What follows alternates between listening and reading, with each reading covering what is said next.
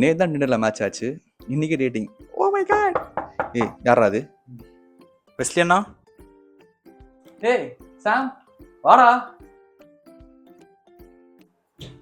அண்ணா நம்ம team orphanage போகிறோன்னு சொல்லியிருந்தேன்ல, இப்போ யாருமே வரமாட்டேன்ட்டாங்கண்ணா. நான் தனியாக போகிறது கஷ்டம்ண்ணா, நீங்களும் வரீங்களா? எனக்கு கொஞ்சம் ஹெல்ப்ஃபுல்லாக இருக்கும். ஆர்ஃபனேஜா? சரி, எப்போ மதியம் தானே போகிறோம், நான் சொல்கிறேன், இரு ஒரு நிமிஷம். என்ன நான் சொல்கிறேன்னு சொல்கிறீங்க? நீங்கள் கன்ஃபார்மாக வரீங்க, நான் போய் கிளம்புறேன், நீங்கள் கிளம்பிடுங்க.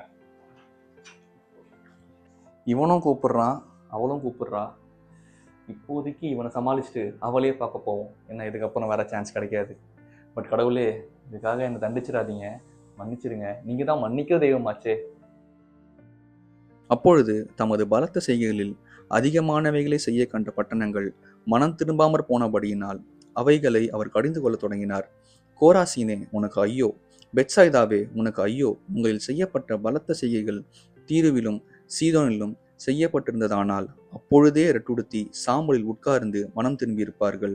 இதனால நாங்கள் சொல்ல வர்றது என்னன்னா, தேவனுடைய மன்னிப்பு பாவம் செய்யறதுக்கான லைசன்ஸ் கிடையாது.